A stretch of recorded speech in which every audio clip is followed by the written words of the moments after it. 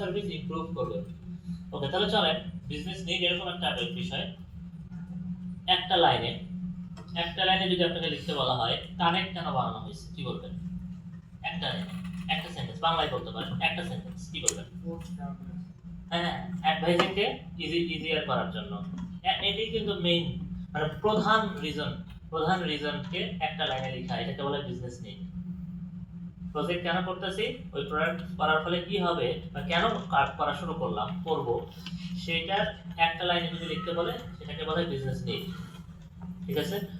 তো তাহলে business need একটা একটা একটা সেন্টেন্সে লেখা শেষ হলো, কিন্তু এটার পেছনে অনেক গল্প থাকতে পারে।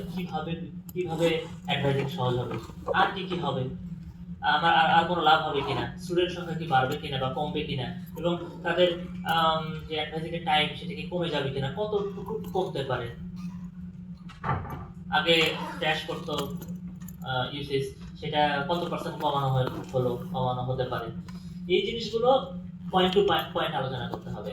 বিজনেস নিডকে সাপোর্ট দিতে হবে। সাপোর্টের জন্য যে পয়েন্টসগুলো আপনি লিখবেন, সেই পয়েন্টসগুলো লেখা হয় বিজনেস ভ্যালুতে। আর বিজনেস নিড হচ্ছে একটা লাইন, একটা সামারি, ওয়ান লাইন স্টেটমেন্ট। ওইটাকে সাপোর্ট দেওয়ার জন্য আরো যেগুলো ডেসক্রিপশন দিচ্ছেন সেগুলোকে বলা হয় বিজনেস ভ্যালু। বিজনেস ভ্যালু, চলেন বিজনেস ভ্যালুতে যাই। বিজনেস ভ্যালু আবার দুই প্রকার হয়, একটাকে বলা হয় ট্যানজিবল ভ্যালু আর একটাকে বলা হয় ইনট্যানজিবল ভ্যালু। ট্যানজিবল মানে হচ্ছে, এই যে বললাম যে কানেক্ট আসার ফলে ইউসেজ থেকে 20% সময় কম লাগতেছে অ্যাডভাইজিং এর জন্য। 20% একটা টাইম আপনি বলে দিয়েছেন, 20% টাইম কম লাগতেছে। যে একটা সংখ্যা পুরো বসাই ফেললেন, কোয়ান্টিফাই করে ফেললেন, তখন এটাকে বলা হবে ট্যানজিবল, মানে গণনা করা যাবে, কাউন্ট করা যাবে, ট্যানজিবল ভ্যালু বলা হবে। আর ইনট্যানজিবল হচ্ছে এরকম একটা বললো যে হ্যাঁ, স্টুডেন্টের অ্যাডভাইজিং করার সময় তাদের অনেক ভালো লাগছে, ওকে, স্যাটিসফ্যাকশন বাড়ছে। এটা যদি এখন বলেন, এটা কিন্তু একটা ভেগ টার্ম না, মানে কতখানি বাড়ছে, কি বাড়লো, কোনো র্যাঙ্ক আছে কিনা, নাই তো, কিছু বলতে পারলেন না। ইমপ্রুভমেন্ট হয়েছে, কতটুকু হয়েছে আপনি মেজার করতে পারতেছেন না, এই ধরনের ভ্যালুকে বলা হয় ইনট্যানজিবল ভ্যালু। এই দুটোই পার্থক্য। ইনট্যানজিবল হচ্ছে কাউন্ট করা যাবে, ইনট্যানজিবল হচ্ছে কাউন্ট করা যাবে না। এখানে লেখা আছে অপারেটিং কস্টে 2% রিডাক্ট করবে, 2% বলে দিছে কিন্তু। সো ট্যানজিবল, সেলস বাড়বে 5%, অন্যান্য প্রোডাক্টের কথা আলোচনা করতেছে এখানে। ইনট্যানজিবলের ক্ষেত্রে কাস্টমার সার্ভিস ইমপ্রুভ করবে, কম্পিটিটিভ পজিশন বেটার হবে, কতখানি হবে জানি না, বুঝতে পারছি। তবে ইনট্যানজিবল ভ্যালু লেখার সময় কোনোভাবে যদি আপনি ইনট্যানজিবল ভ্যালুতে কোনো সংখ্যা, নাম্বার, পার্সেন্টেজ যদি অ্যালোকেট করে দিতে পারেন, তাহলে ওটা কিন্তু সাথে সাথে ট্যানজিবল ভ্যালুতে কনভার্ট করা সম্ভব। বুঝতে পারছেন? এটা সম্ভব, মানে একে যদি কোনোভাবে আপনি কোয়ান্টিফাই করতে পারেন, তাহলে ইনট্যানজিবলটা ট্যানজিবল হয়ে যাবে। এই পর্যন্ত কোনো প্রশ্ন আছে? তাহলে বিজনেস নিড কি আর ভ্যালু কি বুঝছি? নিড হচ্ছে ওয়ান লাইন স্টেটমেন্ট, ওটাকে সাপোর্ট দিচ্ছে বিজনেস ভ্যালু। দুই প্রকার, ট্যানজিবল, ইনট্যানজিবল। আপনাদের প্রজেক্টের জন্য এভাবে চিন্তা করছেন। এখন তো আইডিয়া কি সিলেক্ট হয়েছে, আইডিয়া সিলেকশন চলতেছে। তো এখন এটা ভাবার সময় যে আপনি যে করবেন, আমাকে যদি জিজ্ঞাসা করা হয় আপনার প্রজেক্ট আমি কেন করব, অ্যানসার দিতে হবে না, ওইটা না। বিজনেস নিড মানে কিন্তু মার্কস পাওয়া না, ওটা কিন্তু ওর মধ্যে না, মানে ওটার ফলে সমাজের কি উপকার হবে বা মানুষের কি উপকার হবে সেটা বলতে হবে। যাদেরকে প্রোডাক্টটা বিক্রি করবেন তাদের কি হবে, তাদের কি লাভ, সেটা ভাববেন। আপনি অলওয়েজ চিন্তা করবেন আমি প্রোডাক্ট বিক্রি করব, ওই চিন্তাটা করে আপনি প্রজেক্ট আইডিয়া ফর্মুলেট করবেন। বুঝতে পারছেন? সবসময় ভাববেন এটা প্রোডাক্ট হতে যাচ্ছে, আপনি বিক্রি করতে যাচ্ছেন, এইভাবে চিন্তা করতে হবে। সো অলরেডি আমরা প্রজেক্ট স্পন্সর সম্পর্কে বললাম, যে কিনা লিখে, এটা সিইও হতে পারে, সিআইও হতে পারে, ফাইন্যান্স ডিপার্টমেন্টের কেউ হতে পারে। বিজনেস নিড একটা স্টেটমেন্ট যে কেন আপনি প্রজেক্ট ইনিশিয়েট করতেছেন। বিজনেস, এবার আসেন বিজনেস রিকোয়ারমেন্টস। বিজনেস রিকোয়ারমেন্টস তার একটা পয়েন্ট। বিজনেস ভ্যালু শিখলেন, নিড শিখলেন, প্রজেক্ট স্পন্সর শিখলেন, আর যেটা থাকে রিকোয়ারমেন্টস আর কনস্ট্রেন্ট। ওকে, রিকোয়ারমেন্টস হচ্ছে সোজা কথায় নন টেকনিক্যাল টার্মে ফিচার্স, ফিচার্স লিখতে হবে। এটা লেখা যাবে না রিকোয়ারমেন্টস মানে আমার প্রজেক্ট করতে 1 মিলিয়ন টাকা লাগবে, লিখে টাকা এখন 0, এটা কিন্তু রিকোয়ারমেন্ট না। বা আমাদের প্রজেক্টটা চালাইতে 4 জিবি র্যামের অপারেটিং সিস্টেম, তারপরে 4 জিবি র্যামের কম্পিউটার প্রোভাইড করা লাগবে, সার্ভার প্রোভাইড করা লাগবে না, এগুলো কিন্তু রিকোয়ারমেন্ট না। বুঝতে পারছি? ভুল বুঝতে পারেন অনেক সময়। রিকোয়ারমেন্ট মনে হচ্ছে না প্রয়োজনীয়তা, না। বিজনেস রিকোয়ারমেন্ট মানে হচ্ছে ফিচার্স, কি কি থাকবে, অ্যাডভাইজিং করা যাবে, কোর্স অ্যাড ড্রপ করা যাবে, অথেন্টিকেট করা যাবে, তারপরে হচ্ছে আপনার স্কেডিউল রুটিন দেখা যাবে, আর যেন কি প্রোফাইল ম্যানেজ করা যাবে। এগুলো হচ্ছে বিজনেস রিকোয়ারমেন্ট। তবে বলছি একটা শব্দ, নন টেকনিক্যাল টার্মে লেখা লাগবে। যে অথেন্টিকেট করবে বা লগ ইন করার কথা লিখতে পারেন, বাট কিভাবে করবে, সিকিউরিটি কনসার্ন গুলো কি, এগুলো আপনি এখানে মেনশন করতে পারবেন না। কেন এটা নন টেকনিক্যাল টার্মে? কারণ হচ্ছে এটা প্রপোজালে যাচ্ছে, তো ডিটেইলস দরকার নাই, সামারি আকারে দিতে হবে, তো ডিটেইলে যাওয়া যাবে না। এবং এটা নন টেকনিক্যাল পার্সনের কাছেও এটা অ্যাপ্রুভাল পেতে হতে পারে, এই জন্য আপনাকে ওইভাবে মেনশন করতে হবে। ঠিক বুঝতে পারছি সবাই? ওকে,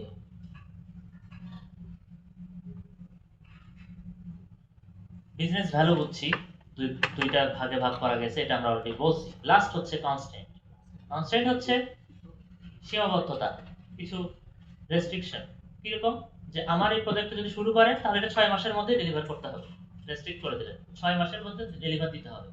এটা মানে এটা হচ্ছে কাদের রিকোয়ারমেন্ট? এটা মনে করেন যে কাস্টমার বলে দিচ্ছে আমার 6 মাস পরে দরকার। বা এমন একটা প্রজেক্ট করতেছেন যেখানে আপনি কোনো সেনসিটিভ ইনফরমেশন শো করতে পারবেন না, বা ইউজারের ইনফরমেশন সবাইকে ঢালাও ভাবে দেখাতে পারবেন না, এগুলো হচ্ছে রেস্ট্রিকশন, রুলস, কনস্ট্রেন্ট। এই গভর্নমেন্ট ডেডলাইন দেওয়া আছে মনে করেন, বা হলিডের কথা ভাবতে হবে, টপ লেভেল সিকিউরিটি ক্লিয়ারেন্স লাগবে, বা কোনো ধরনের এমন কোনো ছবি আপনি শেয়ার করতে পারবেন না যেটা দেশের জন্য হুমকি। এইগুলো হচ্ছে কনস্ট্রেন্ট। ক্লিয়ার সবাই?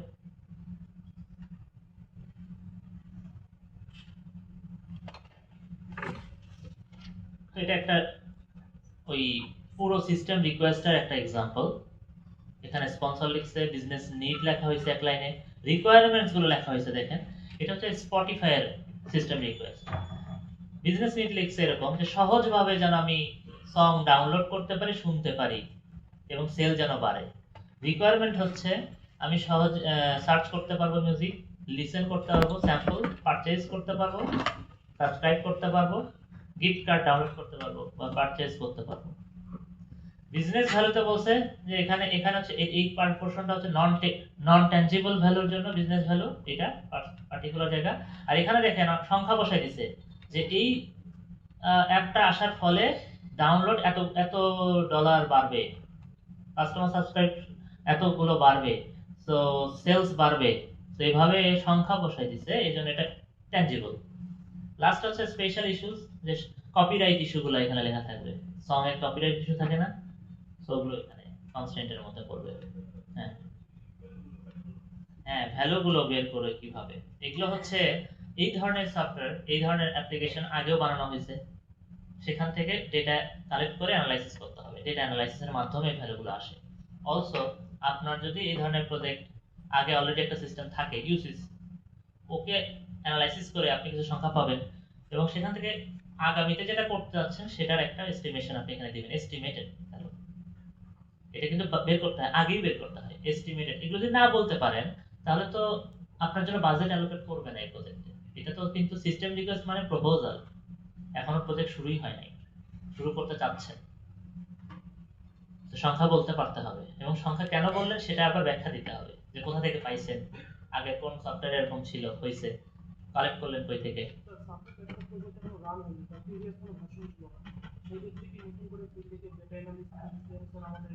হ্যাঁ, যখন একেবারেই নতুন, একদম হয়ই নাই, এই ক্ষেত্রে সার্ভে করতে হবে আপনার, ফিল্ড সার্ভে, যে এই প্রজেক্ট আসতে যাচ্ছে, আপনার কি মনে হয়, মতামত দেন, প্রশ্ন করতে হবে, সার্ভে করতে হবে, ডেটা এস্টিমেট করার জন্য। বুঝতে পারছেন? যে 100 জনকে সার্ভে করলেন, দেখলেন যে কে কে এটা ইউজ করবে, কে কে ইউজ করবে না, কে কে কোন ফিচার পছন্দ করলো, কে কোনটা ফিচার পছন্দ করলো না, ওখান থেকে কিন্তু বুঝতে পারবেন যে কাস্টমারের সংখ্যা বাড়বে না কমবে, 100 থেকে পার্সেন্টেজ বের করে করে। ওকে, আরেকটা এক্সাম্পল দেওয়া আছে স্টুডেন্ট রেকর্ড সিস্টেমের, এটা দেখে নেবেন, এমন কোনো বিষয় না এটা, যে বুঝতে পারতেছেন সিস্টেম রিকোয়েস্ট হচ্ছে সিস্টেম প্রপোজাল। ওকে, এখন আসেন এর পরের স্টেপে। প্ল্যানিং এর আরেকটা ধাপ আছে। প্ল্যানিং শুধু সিস্টেম রিকোয়েস্টের মধ্যে সীমাবদ্ধ না।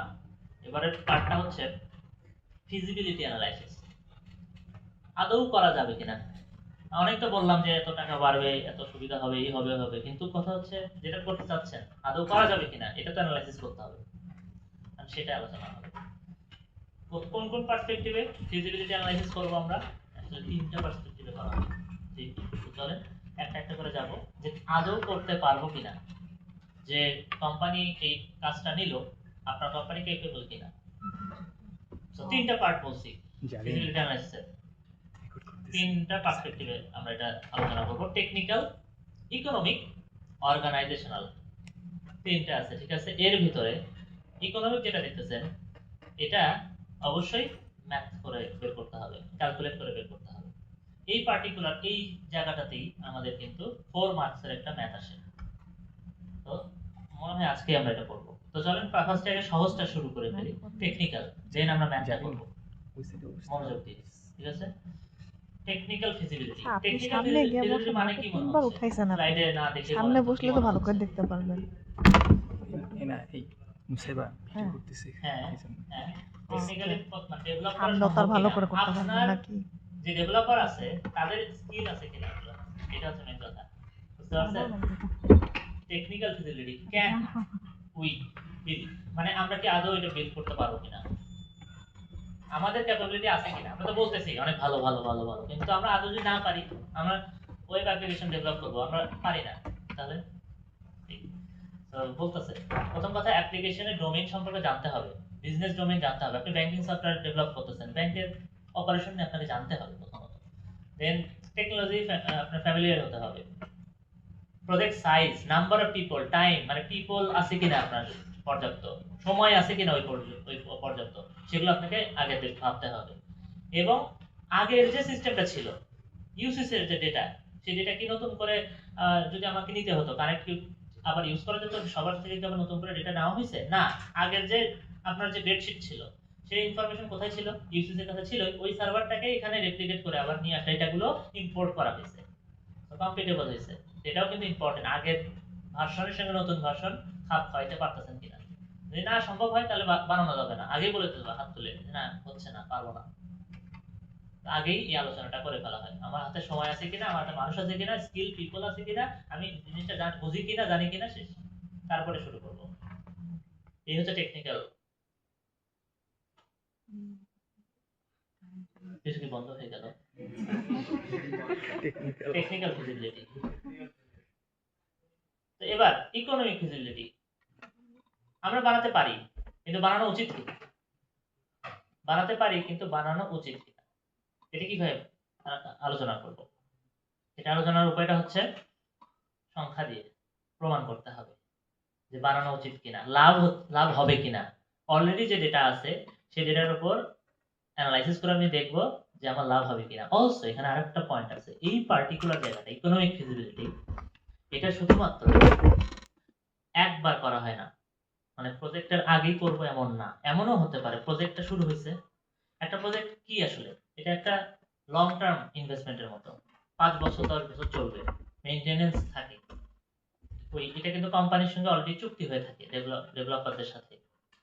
তো এটা বছরে বছরে করা হতে পারে, প্রতি মাসে মাসেও করা যেতে পারে, বছরে বছরে মেইনলি করা হয়। কেন করব? কারণ ঠিক আছে 2 বছরের প্রজেক্টটা রান হলো, প্রজেক্ট চললো, কি অবস্থা, কি ডেটা দাঁড়ালো, আমি কি এই প্রজেক্টটাকে আরো 3 বছর এক্সটেন্ড করা উচিত নাকি চেঞ্জ করে ফেলা উচিত, অন্য কোনো কাউকে দেওয়া উচিত, সেইটা আলোচনা করা হয় এই ইকোনমিক ফিজিবিলিটিতে। শুধুমাত্র শুরুতে এটা করা হয় না, পরেও করা হয়। তো এখানে কস্ট বেনিফিট অ্যানালাইসিস করতে হবে যে আমার প্রজেক্ট করার ফলে আমার কি কি কস্ট হচ্ছে, কি কি বেনিফিট হচ্ছে, সেগুলোকে আইডেন্টিফাই করতে হবে। বা প্রথমে যদি এটা নাই, এখনো শুরু হয় নাই, তার আগে এগুলো এস্টিমেট করতে হবে, কি কি কস্ট হতে পারে, কি কি বেনিফিট হতে পারে, এস্টিমেশন শুরুতে এটা। আর পরবর্তীতে যখন রান করে গেল তখন তো আপনার হাতে অলরেডি ডেটা আছে, ওকে। ভ্যালু অ্যাসাইন করতে হবে প্রত্যেকটা কস্ট এবং বেনিফিটের ক্রাইটেরিয়াতে, এবং ক্যাশ ফ্লো ক্যালকুলেট করতে হবে এন্ড আরওআই ক্যালকুলেট করতে হবে। ক্যাশ ফ্লো মানে কি? ক্যাশ ফ্লো মানে হচ্ছে এরকম, আপনি বিজনেস করছেন, বেনিফিট হইছে 100 টাকা, কস্ট হয়েছে 80 টাকা, তাহলে ক্যাশ ফ্লো হচ্ছে +20। বেনিফিট হয়েছে কত? পাইছেন কত? ও পাইছেন 100, কস্ট হয়েছে কত? 80, তাহলে আপনার হাতে আছে কত এক্সট্রা? 20, লাভ হয়েছে 20। এটা হচ্ছে +20 বলা হচ্ছে ক্যাশ ফ্লোতে, হ্যাঁ প্রফিট। আর মনে করেন যে বেনিফিট 100, কস্ট 120, তাহলে ক্যাশ ফ্লো কত? -20। আর একটু ভালো করে বললে, মাইনাসটা ইউজ না করে আমরা এখানে ব্র্যাকেট ইউজ করি, মাইনাসের জায়গায় ইউজ করি ব্র্যাকেট। ব্র্যাকেট মানে হচ্ছে মাইনাস, এই অ্যানালাইসিসে এটা একটা সিনট্যাক্স বলতে পারেন। ব্র্যাকেট মানে মাইনাস, ফার্স্ট ব্র্যাকেট। আর এখানে আমাদের এই সবগুলো ও আচ্ছা আরওআই আছে, আরওআই এবার বলেন আরওআই মানে কি? রিটার্ন অন ইনভেস্টমেন্ট, মানে যত টাকা আপনি ইনভেস্ট করলেন তার সাপেক্ষে, তার অনুপাতে, তার রেশিওতে আপনি কত টাকা ব্যাক পেলেন, লাভ হলো, কত টাকা ব্যাক পেলেন সেটাকে পার্সেন্টে প্রকাশ করো, সেটাই হচ্ছে আরওআই, পার্সেন্টে দেখাতে হয়। বুঝতে পারছেন না? এটা বেশি হওয়া ভালো না কম হওয়া ভালো? অবশ্যই অবশ্যই বেশি হওয়া ভালো। মানে বেশি হওয়া মানে কি? মনে করেন 80%, এর মানে কি আপনি যত টাকা ইনভেস্ট করতেছেন তার 80% আপনি রিটার্ন পেয়ে যাচ্ছেন, অনেক ভালো। ওকে, এখানে ইনট্যানজিবল কস্ট এবং বেনিফিট গুলো আলোচনাতে আসে, বা ইনট্যানজিবল কস্ট এবং বেনিফিটকে আপনি যখন আলোচনায় আনবেন এখানে কিন্তু একে সংখ্যা দ্বারা রিপ্রেজেন্ট করতে পারতেছেন না। তো শুধু বলতে পারবেন, মেনশন করতে পারবেন যে এই ইনট্যানজিবল কস্ট আছে, যেটাকে কিন্তু আপনি হিসাবে নিয়ে আসতে পারবেন না। জাস্ট সামারিতে বলে দিতে হবে আলাদা করে যে হ্যাঁ এরকম কিছু ব্যাপার হয়েছে যেটাতে আমি সংখ্যা অ্যালোকেট করতে পারি নাই, বাট সেটাও আমার কস্ট বেনিফিটে মানে এফেক্ট করতে পারে, কিন্তু হইতেই পারে। তো এগুলো হচ্ছে বিষয়। ফার্স্টের পয়েন্টটা হচ্ছে এরকম, ইকোনমিক ফিজিবিলিটি স্টেপ গুলো প্রথমেই হচ্ছে কস্ট বেনিফিট আইডেন্টিফাই করতে হবে, কি কি ক্রাইটেরিয়াতে কস্ট হচ্ছে, কি কি ক্রাইটেরিয়াতে বেনিফিট হচ্ছে বলো। যেমন ডেভেলপারের স্যালারি দিতে হবে, এটা কি বেনিফিট না কস্ট? হ্যাঁ কস্ট, ইয়েস। এটা কিন্তু তাহলে খুব কার পার্সপেক্টিভে আমরা এটা আলোচনা করতেছি? ফাউন্ডার। হ্যাঁ ওনার, মানে ব্র্যাক ইউনিভার্সিটি মানে ওনার মনে করেন এরকম, তাদের পার্সপেক্টিভে। ওকে নাও অ্যাসাইন করতে হবে ভ্যালুগুলো কস্ট এবং বেনিফিটে। মনে করেন এবার হচ্ছে সফটওয়্যার ইনস্টলেশনের কস্ট, এটা কই যাবে? এটা কস্ট না বেনিফিট? বলে দিয়েছি সফটওয়্যার ইনস্টলেশন কস্ট। ডিপ্লয়মেন্টের খরচ কস্ট। ওকে, এবার আসেন হচ্ছে নতুন স্টুডেন্ট অ্যাড হইছে কানেক্ট ইউজ করার ফলে, তাদের মাধ্যমে যে আপনি কিছু ক্লাস আসলো, এটা কি বলা হচ্ছে? বেনিফিট। ওকে, একটা প্রোডাক্ট আপনি লঞ্চ করছেন, সেখান থেকে সাবস্ক্রাইব করার একটা অপশন আছে, কাস্টমার এতজন করছে, তো এটাতে কি লস নাকি কি, এটা বেনিফিট না কস্ট? এটা বেনিফিট, হ্যাঁ। তো এগুলো হচ্ছে কস্ট আইডেন্টিফাই করা, বেনিফিট আইডেন্টিফাই করা লাগবে শুরুতে, এন্ড ভ্যালু অ্যাসাইন করতে হবে, এবং ক্যাশ ফ্লো ডিটারমাইন করতে হবে। ক্যাশ ফ্লো মানে ওই যে মাইনাস করা, কোত্থেকে কি মাইনাস? বেনিফিট থেকে cost minus, benefit minus cost, এটা হচ্ছে ক্যাশ ফ্লো। এই ক্যাশ ফ্লোটা আমি কি কখন কিভাবে বের করব? এটা ইয়ার ওয়াইজ বের করা যেতে পারে, মান্থ ওয়াইজ বের করা যেতে পারে, কি ডেটা দেওয়া আছে তার উপর ডিপেন্ড করে। নরমালি ইয়ার ওয়াইজ আমরা এটা বের করি, যেটা যা দেওয়া আছে তার উপর ভিত্তি করে। আরো তিনটা জিনিস বের করা হয়, তার মধ্যে একটা আমি বলছি আরওআই।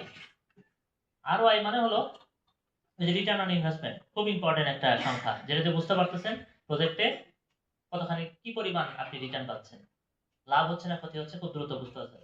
আরেকটা জিনিস আছে ব্রেক ইভেন পয়েন্ট, এটা মানে কি? বিইপি সংক্ষেপে, ব্রেক ইভেন পয়েন্ট, মানে এরকম একটা সংখ্যা। এটা একটা বিইপি কিন্তু কোনো টাকার অঙ্ক না, বিইপি হচ্ছে একটা সময়, 2 বছর 3 বছর 3.5 বছর 4 বছর, এটা একটা সময়। প্রথম কথা এটা সময়, বুঝছি কিসের সময়, এটা হচ্ছে কথা, কিসের সময়? সময়টা হচ্ছে মনে করেন শুরুতে আপনি একটা প্রজেক্ট শুরু করলেন, কানেক্ট বানানো শুরু হলো, এখন তো কানেক্ট লঞ্চই হয়নি, বানাচ্ছেন, ওই সময় আপনি কোনো বেনিফিট হবে? খালি খালি কস্ট হতে থাকবে না? ইনভেস্ট করতেছেন নরমালি, যেরকম যে কোনো বিজনেসে যেটা হয়, আগে কস্ট হতে থাকে, ইনভেস্ট করেন। শুরুতে আপনি প্রথম 2-3 বছর হতেও পারে ওই টাকাটা আপনি উঠায় নিয়ে আসতে পারেন নাই, মাইনাস থাকতেই পারেন, রাইট? ইনভেস্টমেন্ট করে রাখছেন, টাকাটা পুরোটা আসেই নাই আপনার উঠে, এরকম হতে পারে। তো যখন ইনভেস্টমেন্ট যতখানি করছেন এবং বেনিফিট যতখানি পাইছেন, পুরোটা যখন সমান সমান হয়ে যায় যত বছর পর সমান সমান জিরোতে চলে আসছেন, মাইনাসে ছিলেন, শুরুতে কিন্তু মাইনাসে থাকি সবাই, আমরা মাইনাস থেকে আস্তে আস্তে প্লাসে যাই, বেনিফিট হয় অল্প অল্প করে প্লাস হতে হতে এক জায়গায় এক সময় কি হয়, দুটো সমান হয়ে যায়, জিরো হয়। যে সময় পর যতদিন বিজনেস করার পর জিরো হলো এই ইনভেস্টমেন্টের পরিমাণ আর কস্টের পরিমাণ, এই সময়টাকে বলা হয় ব্রেক ইভেন পয়েন্ট, বিইপি। তাহলে এই সংখ্যাটা অনেক গুরুত্বপূর্ণ। এখন এই সংখ্যাটা কি মিন করে বলেন তো? এই সংখ্যাটা কম হলে, কম হওয়া মানে কি, আচ্ছা কম হওয়া মানে কি এটা বলেন। কম হওয়া মানে খুব দ্রুত আপনি প্রফিটের দিকে চলে গেছেন, খুব দ্রুত আপনি রিটার্ন পেয়ে প্রফিটে গেছেন, এই বিজনেসের রিস্ক কম, কি বললাম, রিস্ক কম, মানে আপনি খুব দ্রুত রিটার্ন পেয়ে গেছেন মানে কি, সমান হয়ে যাওয়া মানে কি, আপনি খুব ভালো চলছে, তাড়াতাড়ি পেয়ে গেছেন, রিস্ক ফ্যাক্টর কম। যদি এটা সফটওয়্যার প্রজেক্টের জন্য যখন চিন্তা করা হয়, নরমালি এই সংখ্যাটা এরকম কোনো ফিক্সড সংখ্যা নাই, থ্রেশহোল্ড নাই, তাও বলা হয় যে চার বেশি, চার 4 ইয়ার বা 5 ইয়ারের বেশি হয়ে যায়, তখন এটাকে বেশি বিইপির পার্সপেক্টিভে একে বেশি বিইপি বলা হয়, অনেক বড়, এটাকে খারাপ বলা হয়। তার মানে ওই প্রজেক্টটা লস হওয়ার বা এই প্রজেক্টের আদৌ লাভ হবে কিনা আমরা জানি না, রিস্ক বেশি, এগুলো বলা হয়। 4-5 এরকম থ্রেশহোল্ড দেওয়া হয় সফটওয়্যার প্রজেক্টের জন্য। অন্য প্রজেক্টের জন্য অন্যরকম সংখ্যা আছে। আরেকটা আছে নেট প্রেজেন্ট ভ্যালু, এনপিভি বলা হয়, এনপিভি নেট প্রেজেন্ট ভ্যালু। এটা কেন গুরুত্বপূর্ণ? সব সংখ্যাই তো আমরা আসলে আগামী বছরের জন্য বা 2 বছর পরে কত হবে এটাও কিন্তু আমরা প্রেডিক্ট করতেছি, কিন্তু সেই যে সংখ্যাটা আপনি বসাচ্ছেন সেই সংখ্যাটার আবার কি হবে, ইনফ্লেশনের কারণে সেই সংখ্যাটা একটা চেঞ্জেস আসবে না। বর্তমানে যে টাকার পরিমাণ যেটা 100 টাকা, সেটা 2 বছর পরে 100 টাকা ওই পরিমাণ ভ্যালু নাও হতে পারে, 90 টাকা হতে পারে, 80 টাকা কমে যায়, ইনফ্লেশন বলা হয়, ইনফ্লেশন রেট থাকে, ওই রেটের কারণে একটা ভ্যালু রিডিউস করে। তো সেটাও তো আপনাকে আলোচনা করা লাগবে 2 বছর পরে ওই প্রেজেন্ট ভ্যালুটা কি হবে, প্রেজেন্ট ভ্যালু। কারণ আমরা কিন্তু সবগুলো সংখ্যাই ভবিষ্যতের সংখ্যা আলোচনা করার ট্রাই করতেছি, তো সংখ্যাটা আমাদেরকে কি করা লাগবে, প্রেজেন্ট ভ্যালু হিসেবে আলোচনা মানে ডিসকাশনে আসবে। হ্যাঁ, এমনও হতে পারে যদি আপনাকে বলে যে ইনফ্লেশন রেটের কথা নাই, যদি নাই বলে তাহলে তো আপনি আর ইনফ্লেশন হিসাব করতে পারতেছেন না, তখন যে সকল সংখ্যা দেওয়া আছে সেই অনুযায়ী আপনাকে আলোচনা করতে হবে, মানে ওটাকে আমরা ইনফ্লেশনের বিষয়টাকে কনসিডারেশনে আনলাম না।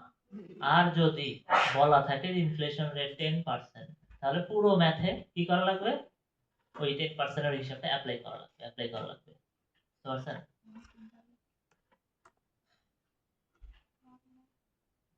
ওকে, এগুলো হচ্ছে example of cost and benefit. Development cost কি কি, এই যে এগুলো হচ্ছে ডেভেলপমেন্ট কস্ট আর অপারেশনাল কস্ট। তাহলে টিম স্যালারি, এটা একটা cost, consultant fee, training fee, hardware software install করতেছেন, ভেন্ডর ইনস্টল করতেছেন, অফিস স্পেস নিচ্ছেন। অপারেশনাল গুলো কি কি, সফটওয়্যার আপগ্রেড করতে হবে, লাইসেন্স আপগ্রেড করতে হবে, হার্ডওয়্যার রিপেয়ার করা লাগবে, আপগ্রেড করতে হবে, অপারেশনাল টিমের স্যালারি দিতে হবে, এগুলো হচ্ছে অপারেশনাল কস্ট। মানে তো কোনটা বছরে বছরে হবে, এই দুটোর মধ্যে কোনটা বছরে বছরে হবে আর কোনটা একবার হবে?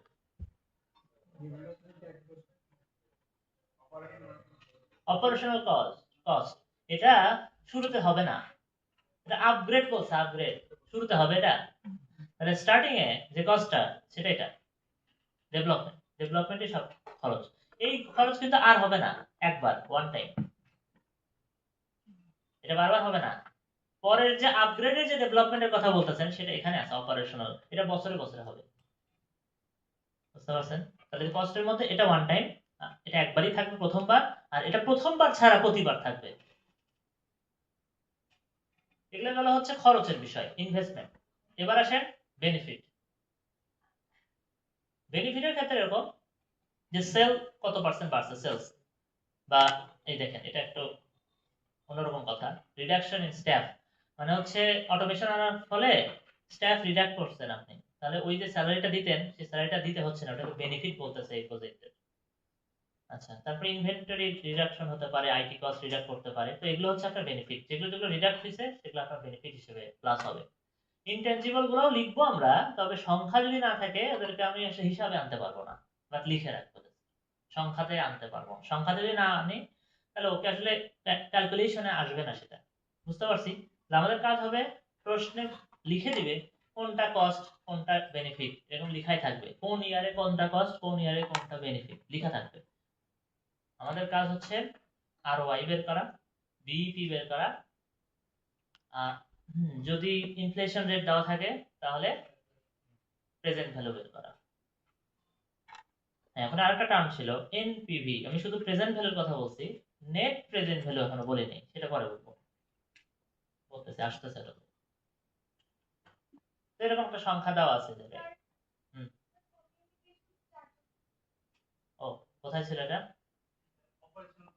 হ্যাঁ, ও আচ্ছা, অপারেশনাল কস্টে কমিউনিকেশন চার্জ, মানে আপনি ফোন কল করতেছেন, কথা বলতেছেন, ওই ডেভেলপার টিমের একটা সমস্যা হয়েছে, এটা ক্র্যাশ করছে, সেটা খরচ হবে না কমিউনিকেশন। বা আপনাকে একটা ওয়ার্কশপ অ্যারেঞ্জ করতে হলো, কথা বলার জন্য, মিটিং করার জন্য অ্যারেঞ্জ করতে হলো, খরচ হবে না? যাই অ্যারেঞ্জ করেন খরচ হবে, এটাই এটা বেনিফিট। সেলস ইনক্রিজ করবে, কাস্টমার সার্ভিস ইমপ্রুভ করবে, এগুলো কিন্তু সংখ্যা বসাই দিচ্ছে। যেহেতু সংখ্যা বসাইছে, দ্যাট মিন্স এটা ট্যানজিবল, মানে এগুলো কাউন্ট করা যাচ্ছে। রিডিউসড ইনভেন্টরি কস্ট, ওকে, এত টাকা, তার মানে টোটাল বেনিফিট হইছে 6,38,000। এখন এটা কিন্তু একটা পার্টিকুলার বছরের হিসাব দেওয়া হয়েছে, আমরা সেটা লেখা নাই, কিন্তু কোন একটা পার্টিকুলার টাইম ফ্রেমের জন্য এই সংখ্যাগুলো দেওয়া হয়েছে। ওকে, ডেভেলপমেন্ট কস্ট, এগুলো হচ্ছে আপনার কি হবে, প্লাস হবে না বিয়োগ হবে, এগুলো এগুলো হচ্ছে বের মানে আপনি দিচ্ছেন, টাকাগুলো দিচ্ছেন, ডেভেলপমেন্ট কস্ট যে 2,50,000, এই যে সব মিলায় পাইছেন 16,32,000। Operational cost 1,85,000। টোটাল কস্ট কত হবে তাহলে, কার সঙ্গে কি যোগ দিতে হবে? ডেভেলপমেন্ট কস্টের সাথে অপারেশনাল কস্ট যোগ দিতে হবে, তাহলে টোটাল কস্ট পাচ্ছেন। আর এই ইয়ারে, এই পার্টিকুলার বছরের যে ইয়ার বা যে কোনো টাইম ফ্রেম, আমরা জানি না, কোনটা ইয়ারও হতে পারে, কোনটা মান্থের জন্য হিসাবটা হতে পারে, যেহেতু বলা নেই, ক্যাশ ফ্লো কত হবে কিভাবে বের করবেন? বেনিফিটস মাইনাস কি থেকে কি করবেন? হ্যাঁ, টোটাল বেনিফিট থেকে টোটাল কস্ট বিয়োগ দিতে হবে। এটা কি প্লাস সংখ্যা আসবে না মাইনাস সংখ্যা আসবে? হ্যাঁ, তাহলে এটা কি এই সংখ্যাটাকে লিখে ব্র্যাকেট দিতে হবে, ফার্স্ট ব্র্যাকেট তাহলে। ওকে, তাহলে অ্যাকচুয়াল মেথড প্রবেশ করা যাক। এরকম দেওয়া থাকবে আপনাদের, এরকম ইয়ার 1 এর জন্য কিছু হিসাব, 2 তে হিসাব দিবে, 3 তে দিবে, 4 এ দিবে, 5 এ দিবে, আমাদেরকে বিইপি আরওআই এসব ক্যালকুলেট করো। খুবই সহজ, আপনি যদি একবার ভালো করে বোঝেন, কারো কাছে যাওয়া লাগবে না, কোনো ফ্রেন্ডের কাছে বলা লাগবে না, একটু বুঝাই দে এরকম বলতে হবে না, একবার শুধু ভালো করে যদি শিখেন, হ্যাঁ, যদি একবার শুনে নেন তাহলে একবারে ক্লিয়ার হয়ে যাবে, খুব সহজ। অনেকগুলো সংখ্যা আছে আমি জানি, অনেক অনেক সংখ্যা এখানে, কিন্তু সংখ্যাগুলা অল্প অল্প করে ইয়ে করতে হবে, আপনার ফিগার আউট করা লাগবে। আপনি যেটা করতে পারেন, এই পুরোটার একটা ছবি আপনি মোবাইলে তুলে নিতে পারেন, তারপরে পাশাপাশি রেখে, খাতার পাশে রেখে আমার কথার সাথে সাথে মিলানো শুরু করতে পারেন। আর যদি এখানে দেখা যায় তাহলে তো হলোই। আর একটু দেখেন কি কি সংখ্যা দেওয়া আছে, আমি ম্যাথটা করব।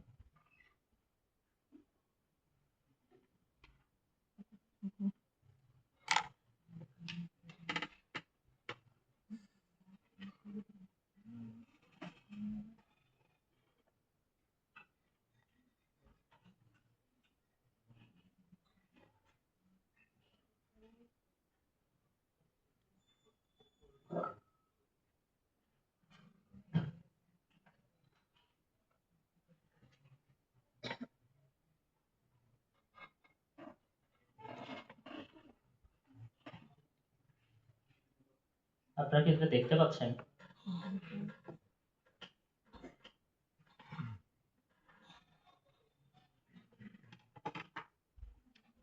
ওকে, এখানে কত ইয়ারের হিসাব দেওয়া আছে সেটাকে বলেন। এতক্ষণ দেখলেন তো 12, 13, 14, 15, 16।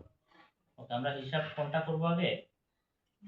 যে কোনো একটা করা যায়। এখানে আমরা আর ওয়াই বিপি দুটোর জন্যই আমরা ক্যালকুলেট করব। এখানে কিন্তু একটা জিনিস দেওয়া নাই। কি দেওয়া নাই? এখানে হলো আপনাদের ইনফ্লেশন রেট দেওয়া নাই। যেহেতু রেট দেওয়া নাই, তো প্রেজেন্ট ভ্যালুর হিসাব ঠিক আছে এখানে আসতেছে না। এর পরের ম্যাথে আসবে, এটাতে নাই। সব হিসাব নিকাশ আমরা করতেছি, ধরে নিচ্ছি কোনো ইনফ্লেশন হবে না। ইনফ্লেশনকে অ্যাডজাস্টও করবো আমরা পরে, সেটা এখন না, আগে এটাকে শিখি রেগুলারটা। এখানে আপনার জন্য সব কস্ট এবং বেনিফিট আলাদা করে আইডেন্টিফাই করেই দেওয়া আছে। তো এটা বিষয়টা আমাদের জন্য সহজ হয়ে গেছে, কোনটা বেনিফিট কোনটা কস্ট দেওয়া আছে। এখন এখানে আপনার 2012 সালে খেয়াল করি, 2012 সাল, এখানে 2012 সাল এই জায়গাটাতে বেনিফিট আছে কি কোনো? আচ্ছা, এটা কি মিন করে? হ্যাঁ, দ্যাট মিন্স এটা মিন করে এই ইয়ারে 2012তে কোনো বিজনেস হয় নাই। আপনি এখনো প্রোডাক্টটাকে ডেলিভার করতে পারেন নাই, হ্যাঁ, ইউজ করতে পারেন নাই। এটা খুব গুরুত্বপূর্ণ একটা কথা, কিন্তু মানে এটার উপর একটা সংখ্যা উল্টাপাল্টা হবে, বড় একটা বিষয়। তার মানে বলা হলো 2012তে কোনো বিজনেস হয় নাই। তাহলে আসলে বিজনেস হয়েছে কত বছর? 4 বছর, মানে প্রোডাক্টটা ইউজ হয়েছে 4 বছর। ওকে, তাহলে আপনারা বলছেন 2012 বিজনেস হয়নি, এটাকে আমরা নর্মালি ইয়ার 0 বলি। কত বলি? ইয়ার 0। ওকে, তার মানে আমরা এটা যেহেতু বুঝে গেলাম, যদি কোনো কারণে 2012তেও সংখ্যা থাকতো, বেনিফিট থাকতো, এটা কি মিন করে? যদি 2012তেও সংখ্যা দেওয়া থাকতো বেনিফিটে, তার এটার মানে কি? না, এটার মানে হচ্ছে প্রথম 3 মাসের অলরেডি আপনার প্রোডাক্ট বানানো শেষ, বাকি 9 মাসে আপনি প্রোডাক্ট ইউজ করে কিছু টাকা পাইছেন, বেনিফিট পাইছেন। সো হতেও পারে সেম ইয়ারেই লঞ্চ করছেন, আবার ইউজও হয়েছে, সেম ইয়ারই ডেভেলপমেন্ট, সেম ইয়ারই লঞ্চ, হইতে পারে না? তাহলে 2012তেও কিন্তু সংখ্যা আসবে। এখন এখানে কিন্তু মাসের হিসাবটা নাই, খেয়াল করছেন তো? মাস নাই, সব তো ইয়ার এখানে।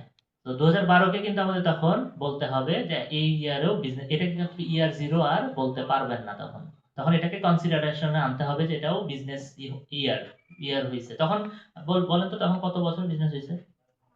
5 বছর। সেই হিসেবে কিন্তু 5 বছর বিজনেস করতে হচ্ছে। তো এখন একটা জিনিস দেখতেছেন, ডেভেলপমেন্ট কস্ট দেখতেছেন না? ডেভেলপমেন্ট কস্ট লেখা আছে একটা জায়গায়। ডেভেলপমেন্ট কস্ট শুধুমাত্র কোন ইয়ারে আছে? প্রথম ইয়ারে আছে, বাকিগুলোতে নাই। এটা ওয়ান টাইম বলছিলাম, বাকিগুলোতে ডেভেলপমেন্ট হওয়ার কথা না, ঠিকই আছে। কিন্তু বাকি ইয়ার গুলোতে আবার কোনো একটা জিনিস আছে, সেটা কি? অপারেশনাল কস্ট লেখা আছে, দেখছেন অপারেশনাল কস্ট। প্রথম ইয়ারে অপারেশনাল কস্ট নাই, কারণ ডেভেলপ করতেছেন। বাকি ইয়ার গুলোতে অপারেশনাল কস্ট আছে। এখন অপারেশনাল না ডেভেলপমেন্ট কস্ট এটা ম্যাটার করে না, আপনার ম্যাটার করে কস্ট কত। বুঝতে পারছেন? আপনার ম্যাটার করবে কোনটা? Cost, total cost. Total cost কিভাবে বের করি? ডেভেলপমেন্ট কস্টের সাথে অপারেশনাল কস্ট যোগ দিয়ে। এখন যেটা কোন ইয়ারে কি হয়েছে এটা বিষয়ও না, আপনার কাছে গুরুত্বপূর্ণ না, গুরুত্বপূর্ণ হচ্ছে কস্ট কত, সংখ্যা কত। ইয়ার ওয়াইজ ক্যালকুলেট করতে হবে। 2012 তে মনে করেন 2012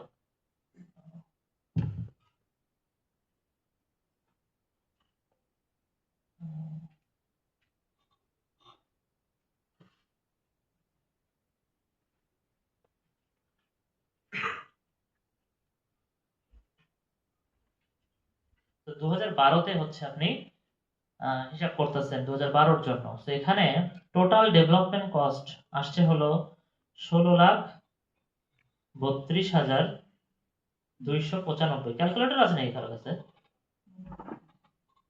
ক্যালকুলেটর লাগে না যদিও, এটা মানে ক্যালকুলেটর লাগবে পরীক্ষায়, এখন লাগবে না যদিও। পরীক্ষায় না আনলে কিন্তু আপনি বুঝতে পারতেছেন, এগুলো হাতে করবেন, করতে পারেন, এটা সমস্যা নেই, হাতে করা সম্ভব, কিন্তু এটা এমন কিছু না হাতে গুনবেন এভাবে। টোটাল ডেভেলপমেন্ট কস্ট, টোটাল, আচ্ছা তাহলে টোটাল ডেভেলপমেন্ট কস্ট পাওয়া গেছে এটা, কিন্তু টোটাল অপারেশন কস্ট কিন্তু নাই, দেখেন ফাঁকা, এই জায়গাটা ফাঁকা, দেখছেন? তাহলে এটা জিরো, তাহলে টোটাল কস্ট কত হবে? এটা যোগ দিতে হবে, 16,32,000ই হবে 295। আচ্ছা দেখেন এবার টোটাল বেনিফিট 2012 জন্য বলতেছে, টোটাল বেনিফিট কত হয়েছে? এই যে বেনিফিট নাই, বেনিফিট আছে? বেনিফিট নাই, বেনিফিট কিন্তু শূন্য, এই ইয়ারের জন্য বেনিফিট শূন্য পাওয়া গেছে, কস্ট পাওয়া গেছে এটা, আর বেনিফিট পাওয়া গেছে এটা। তাহলে ক্যাশ ফ্লো কত হবে? ক্যাশ ফ্লো কিভাবে বের করবে? হ্যাঁ, হচ্ছে বেনিফিট মাইনাস কস্ট হচ্ছে ক্যাশ ফ্লো।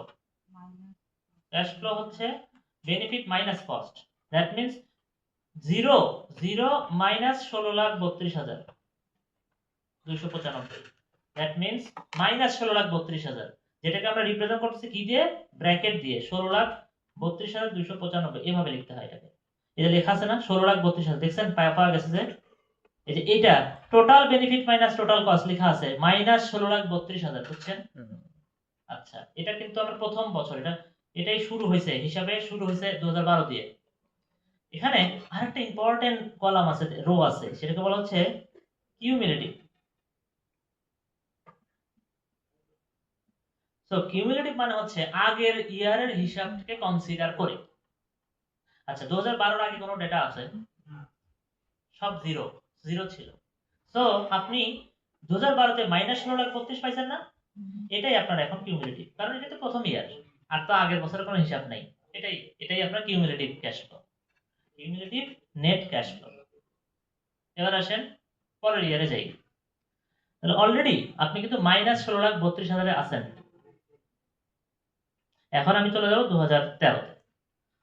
2013 তে যদি আমরা হিসাবটা দেখি,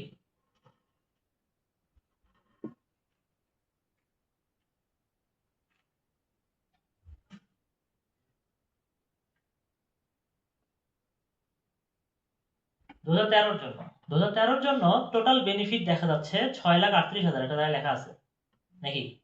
আচ্ছা তো 6,38,000,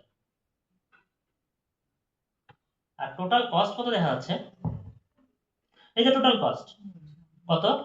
1,85,000। হ্যাঁ, এটা বিয়োগ করা লাগবে, বেনিফিট থেকে কস্ট বিয়োগ দিবেন না, বিয়োগ করলে পাওয়া গেছে 4,53,000, করে দেওয়া আছে তো সহজ হয়ে গেছে, 4,53,000, এই যে লিখে দেওয়া আছে, বিয়োগ করছি 2013 জন্য। তাহলে আপনি খুশি হয়ে গেছেন যে আমার প্লাস হচ্ছে, ওই ইয়ারে ক্যাশ ফ্লো কিন্তু পজিটিভ, কারণ বেনিফিট আছে বেশি, কস্টের চেয়ে বেনিফিট বেশি, এই যে বেনিফিট কিন্তু বেশি কস্টের চেয়ে। ওই পার্টিকুলার বছরে শুধুমাত্র ওই পার্টিকুলার চিন্তা করলে নেট ক্যাশ ফ্লো আপনার positive, cash flow positive, net না, জাস্ট ক্যাশ ফ্লো পজিটিভ বলবো। কিন্তু কিউমুলেটিভ যদি চিন্তা করি, কিউমুলেটিভ মানে আগের বছরে কি ছিল সেইটা যদি আলোচনায় আসে, এবার আগের বছরে অলরেডি আপনার কি ছিল? মাইনাস 16,32,000। আপনি 2013 তে কি আসছেন? 4,53,000 পজিটিভ। তো আগে নেগেটিভে ছিলেন, সামান্য একটু পজিটিভ হয়েছে, ওভারঅল কি পজিটিভে চলে গেছেন? না। আপনার যেটা করতে হবে যে -16,32,000 এটা মাইনাসে ছিলেন, এখান থেকে আপনি যে পজিটিভ হয়েছেন না, এটাকে যোগ দেওয়া লাগবে। 4,53,000 যোগ দিতে হবে। এই সংখ্যাটা যদি আপনি এই ক্যালকুলেশনটা করেন, এটা জীবনে পজিটিভ সংখ্যা আসবে না নেগেটিভ সংখ্যা আসবে? নেগেটিভ সংখ্যা আসবে। কত নেগেটিভ? এই যে 11,79,295। এটা কি তাহলে কি দিব? ব্র্যাকেট দিব? তাহলে এইটা আপনার এখন কিউমুলেটিভ হয়ে গেল 2013 এর জন্য। কিউমুলেটিভ মানে আগের ইয়ারেরটা কনসিডার করে ফেলছেন। কিন্তু কিউমুলেটিভ দেখেন আগের ইয়ারে -16 লাখ ছিল, এখন কিন্তু -11 লাখ হয়েছে। দ্যাট মিন্স আপনি একটু পজিটিভের দিকে গেছেন না, অল্প একটু হলেও আস্তে আস্তে জিরোর দিকে যাচ্ছেন। হ্যাঁ, আরো যাবেন। 2014 তে দেখা যাচ্ছে কস্ট হয়েছে 6,38,000, না বেনিফিট হচ্ছে 6,68,000 সরি, আর কস্ট হচ্ছে 1,89,600। তাহলে ওই পার্টিকুলার ইয়ারে আপনি কি পজিটিভ হয়েছেন না নেগেটিভ হয়েছেন? পজিটিভ। কত? 4,78,000। দ্যাট মিন্স ওই পার্টিকুলার ইয়ারে যদি চিন্তা করেন 14,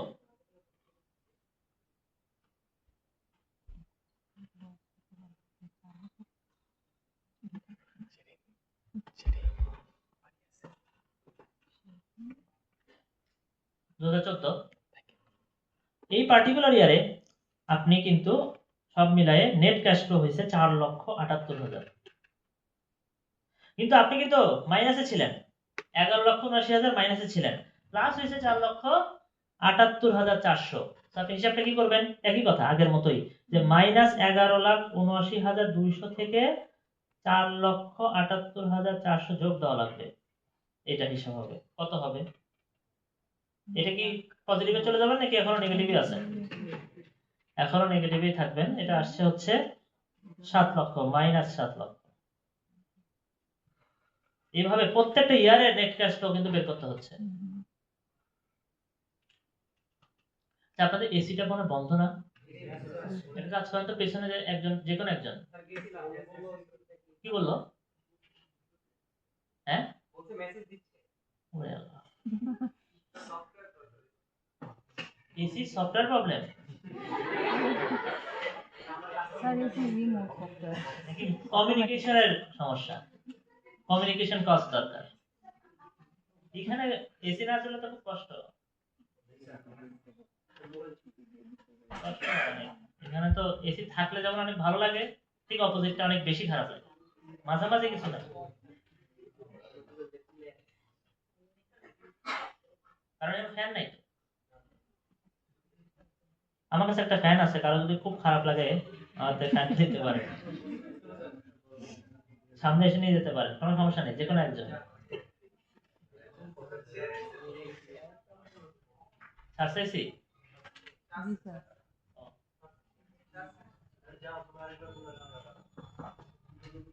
হ্যাঁ, আলোচনাতে কিন্তু কাজ হলো। দেয়ালেরও দেয়ালেরও কান আছে, যেটা বলে তাই।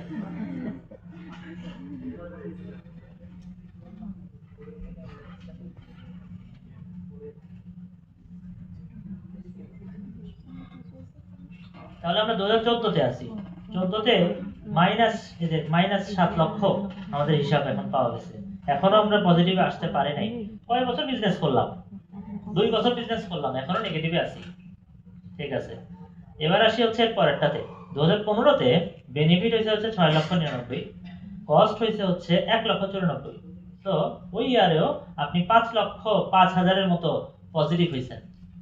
তো এটাকে আবারও হিসাবে আনতে হবে। 5,05,416 এটা প্লাস হয়েছে 416। তো ওভারঅল আপনি -7,895,000 ছিল, প্লাস হয়েছে 5 লক্ষ, তারপরেও কিন্তু পজিটিভ হয় নাই। 1,95,000 মাইনাস স্টিল 4,79,000। এটা স্টিল আপনি মাইনাসে আছেন। কত সালের কথা এটা? 2015 সালের কথা। 2015 তেও আপনি নেগেটিভে আছেন। তার মানে 3 বছর বিজনেস করলেন, স্টিল আপনি নেগেটিভে আছেন।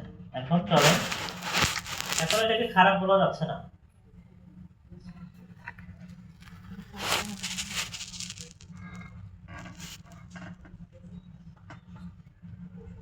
এবার আসেন 2016 তে। লাস্ট ইয়ার এখানে 7,33,000 বেনিফিট হলো, 1,99,000 কস্ট হলো। সো আমার টোটাল যদি ক্যাশ ফ্লো বলি ওই পার্টিকুলার ইয়ারে সেটা হয়েছে 5,34,000। 5,34,000 এটা হয়েছে আপনার ওই পার্টিকুলার ইয়ারে ক্যাশ ফ্লো। কিন্তু আপনি অলরেডি নেগেটিভ 1,95,000 ছিলেন, নেগেটিভ 1,95,000 ছিলেন আপনি, 479। তো এটাকে যদি হিসাব করেন এবার এবার কি হতে পারে, এটা 1,95,000 মাইনাস প্লাস হয়ে আছে 5,34,000। এবার কি নেগেটিভ সংখ্যা আসবে না পজিটিভ সংখ্যা আসবে? পজিটিভ সংখ্যা আসবে, 3,38,670। এই প্রথমবার আপনি আসলে ইনভেস্টমেন্ট থেকে আপনি রিটার্ন বেশি পেয়ে গেছেন ওভারঅল হিসাব করলে। এটা কি বুঝতে পারছি? এই 3,38,000টা আপনি পজিটিভলি এখন পাইছেন এক্সট্রা। আচ্ছা বলেন তো, এই যে 2015 থেকে 16 মধ্যে এই দেখেন এখান থেকে এইটুকু জায়গা, এটা কি মনে হয় একবারে জাম্প করে 3,38,000 চলে গেছে? না, এটা আপনাকে প্রতিদিনের কথা ভাবতে হবে। একটা দিন গেছে সেখানে মাইনাস 1,95,479 থেকে একটু প্লাস হয়েছে, আরেকটা দিন গেছে আরেকটু প্লাস হয়েছে, এভাবে মাস গেছে, কয়েক মাস গেছে, মাস যেতে যেতে একটা সময় কোন একটা সময় ওই ইয়ারে 2015 সালের কোন একটা মাসে, হ্যাঁ কোন একটা মাসে কি হয়েছে বললেন? ব্রেক ইভেন পয়েন্ট হয়েছে। না হলে নেগেটিভ থেকে পজিটিভ কিভাবে হয়? নাম্বার লাইন চিন্তা করেন, নেগেটিভ থেকে আস্তে আস্তে ডান দিকে গেলে পজিটিভ দিকে যাওয়া যায়, হঠাৎ করে লাভ দিয়ে কেউ যাবে না, অল্প অল্প করে যাবে। সেই সংখ্যাটা এখন বের করা লাগবে। আমরা এটা কনফার্ম বিজনেস হয়েছে কত বছর, সেটা কত বছর বিজনেস করার পরে আপনি পজিটিভ গেছেন বলেন তো, কত বছর বিজনেস করার পরে? আচ্ছা 4 বলতেছেন, 4 বছর কি মানে জিরোতে আসছেন? এক্স্যাক্টলি জিরোতে কত বছর বিজনেস করার পরে আসছেন? 3 বছর some months, some days or months, মানে 3 পয়েন্ট সামথিং ইয়ার। স্যার হ্যাঁ? স্যার জিরোটা কি 15-তে হয়েছে নাকি 16-তে হয়েছে, এটা কি বুঝতে পারবো? 15 আর 16 মাঝে। শিওর না স্যার? হ্যাঁ অবশ্যই শিওর, 15 আর 16 মাঝে। স্যার কোন এক্স্যাক্টলি কোন পয়েন্টে সেটা বের হবে। Okay, sir. এটা কনফার্ম, এটা কনফার্ম তো 15 তে না 16 তে, এটা খুবই সহজ কথা। 2015 সালে মনে করেন মার্চ মাসে হয়েছে, তাহলে 2015 সালে মার্চ মাসে হয়েছে। এখন আমাকে এই হিসাবটা করতে হবে মার্চ কিনা, মার্চ নাকি এপ্রিলে এই হিসাবটা করতে হবে। এটুকু বুঝতে পারতেছি 2015 থেকে 16 মাঝামাঝি জায়গায় একটা হয়েছে, 16 তে আসার আগে। এটা কি ধরতে পারছি না?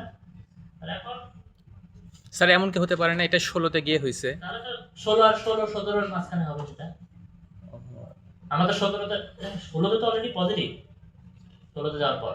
স্যার এটা 16 মানে সাল শেষ করে ডিসেম্বর আমরা হিসাবটা করছি না স্যার, 16 সালের ধরেন যে মার্চ এপ্রিলের দিকে না জিরো হইলো। 15 সালে হিসাব, আচ্ছা আপনি বলতে চাচ্ছেন, বুঝতে পারছি আপনার কথা বুঝছি। হ্যাঁ ঠিকই লজিক্যাল।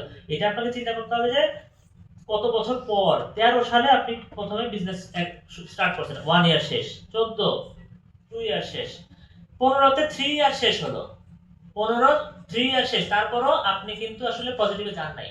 হ্যাঁ আপনার কথা ঠিক আছে, একদমই ঠিক বলতেছেন। এর পরে হবে পজিটিভটা, 3 বছর শেষ তারপরে হবে পজিটিভ।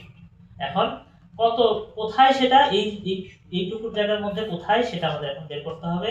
তো 3 ইয়ার্স এটা আমাদের পেলাম, আমরা 3 বছর বিজনেস করার পরে আমাদের পজিটিভ হবে। আর 3 পয়েন্ট কত সেটা বের করতে হবে। এটা বুঝতে পারছি? সো 3, এটা 3 না 4 এটা নিয়ে কনফিউশন হয়। যদি 2012 তে কোনো বেনিফিট থাকতো, এটা কি 3 বলতেন না 4 বলতেন? 4 বলতাম। তাহলে কিন্তু আমাদের 4 বলতে হতো। 2012 তে যদি কোনো বেনিফিট থাকতো তাহলে কিন্তু আমাদের 4 বলতে হতো, বেনিফিট নাই কিন্তু। ওকে, তাহলে 3 প্লাস সামথিং, প্লাস কত সেটা বের করব কিভাবে? এই যে এখানে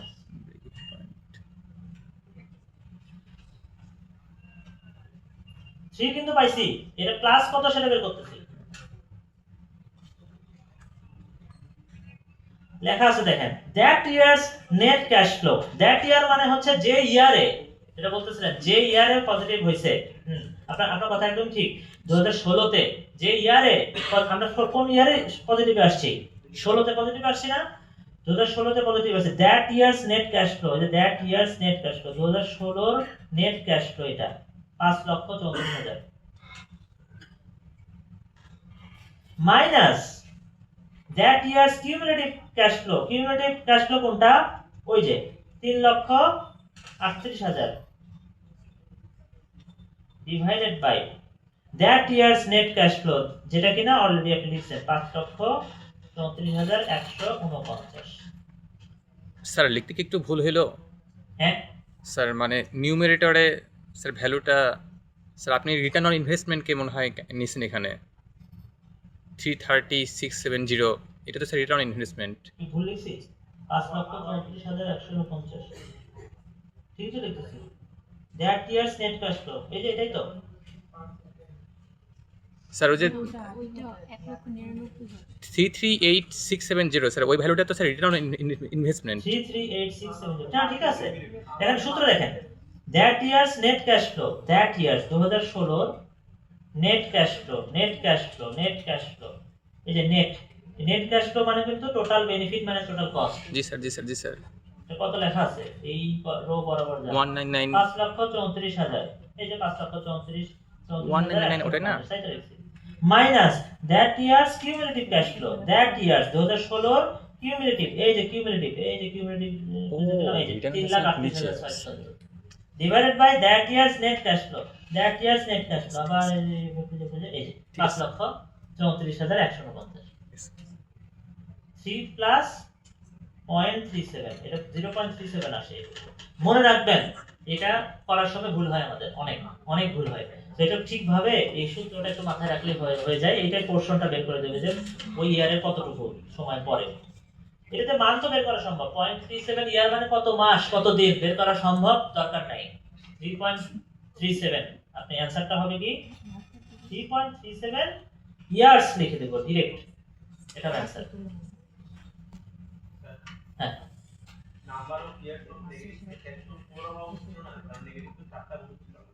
এইটাই তো টুইস্ট। নাম্বার অফ, এই যে এটা এই জন্য আমি এটা আলোচনাই করলাম না। কারণ কি? কারণ হচ্ছে 2012 তে কি হয়নি, বিজনেস হয়নি। না 2012 তে এটাকে আপনি হিসাবে এটা ইয়ার 0, এটা আমি প্রথমে বলে নিলাম। এই কারণে সূত্রটাতে মনে হচ্ছে যে ইচ্ছা করতেছে 3 এর জায়গায় 4 লিখতে, তাই না? কিন্তু সূত্রে ওটাই টুইস্ট যে এখানে একটা মেনশন করা নাই, সূত্রের একটা ইয়ে থাকবে, একটা নোট থাকবে যে number of years of negative cash flow, শুধু এটুকু না, ইয়ারগুলো কোন ইয়ার সেটা বলতে হবে ঠিকভাবে। ইয়ারগুলো হচ্ছে যে ইয়ারে বিজনেস হয়েছে সেই ইয়ার। এর বুঝছেন এই সূত্রে কিন্তু একটা ফ্ল আছে।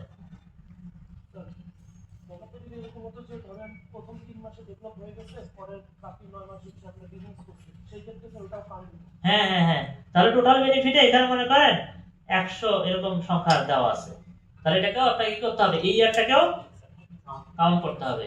তখন আপনাকে এখানে 4 চলে আসবে, 3 এর জায়গায় 4।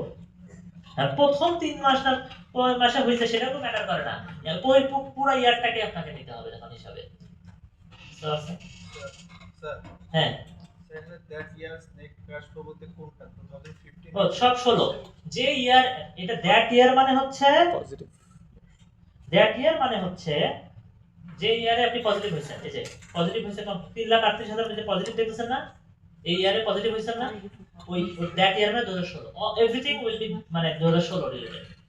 মানে আমরা যা আমরা তো 15 পার বাই 16 এ হচ্ছে আমরা পজিটিভ হইছি, তো 16 এ তো যা 0 হইছে, তো সেখান থেকে আমরা হচ্ছে পজিটিভ হ্যাঁ, ওই 2016টাতেই পজিটিভ হয়েছে, 16তেই পজিটিভ হয়েছে, ওইটাই আমাদেরকে বলা হচ্ছে দ্যাট ইয়ার। 2016ই হচ্ছে সেই দ্যাট ইয়ারে, দ্যাট মানে 16।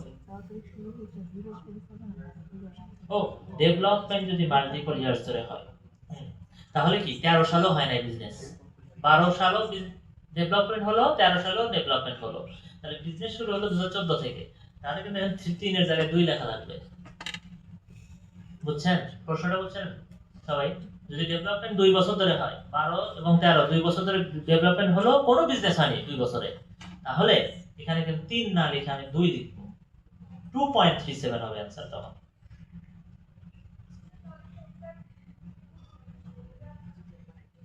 বলে দেওয়া আছে, মানে বলে দেওয়া আছে কিভাবে, চার্ট দেখে। यस, চার্টই বলে দেয়, সংখ্যাই বলে দিচ্ছে, তো সংখ্যাই বলে দিচ্ছে। আপনি উনি যেটা বলতে যাচ্ছে, উনি ডেভেলপমেন্ট যখন কস্ট দেখাবেন, তার মানে কি, তার মানে এই জায়গায় যে সংখ্যাগুলো দেখতেছেন এখানেও কিন্তু সংখ্যা তখন দেখাতো, এন্ড এখানে এই সংখ্যাগুলো থাকতো না ওনার হিসাবে। তার মানেই বুঝে বুঝে নিতে হবে 2 বছর ধরে ডেভেলপমেন্ট হচ্ছে, এটা বলে দেওয়া থাকবে না, কিন্তু সংখ্যা থেকে ফিগার আউট করতে হবে।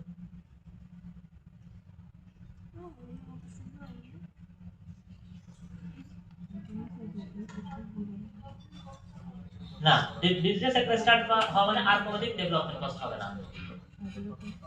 আপনি হ্যাঁ, এটাকে কোন আপনি যুক্তি দিতে পারেন, বলেন, প্রশ্ন বলতে পারেন। ও হ্যাঁ, তখন আমরা ইয়ার 0 দুইটা বলতে পারি। তো ইয়ার 0টা আমি বলতে যাচ্ছি যে বিজনেস হয়নি তাকে। হ্যাঁ, আলাদা করে ইয়ার 0 কোনো বলে কোনো টার্ম নাই, ইয়ার 0 বলে কোনো টার্ম নাই। বলতে যাচ্ছে ওই ইয়ারে বিজনেস হয়নি, নো বিজনেস। কোন প্রশ্ন বলেন? হ্যাঁ, ভার্সন, এই যে শুনুন, এটাই প্রশ্ন হবে যে ডেভেলপমেন্ট কি একবারই হবে? না, ভার্সন হবে। ভার্সনকে আমরা ডেভেলপমেন্ট কস্ট বলি না, অপারেশনাল কস্ট বলি। এটাকে ছিল সফটওয়্যার আপগ্রেড, এটা কার মধ্যে পড়ে? यस, অপারেশন কস্ট আছে এখানে। ডেভেলপমেন্ট একবারই, ডেভেলপমেন্ট মানে একবার যখন বানানো হচ্ছে সেটাই। ভার্সন আপডেট সেটা ডেভেলপমেন্টের মধ্যে না, অপারেশনাল।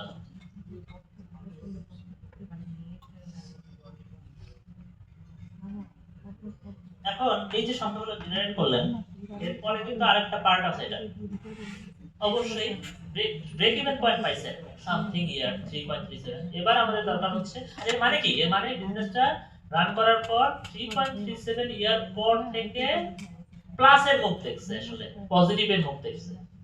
ইনভেস্টমেন্ট যা করছিলেন সব চলে আসছে 3.37 ইয়ার পরে।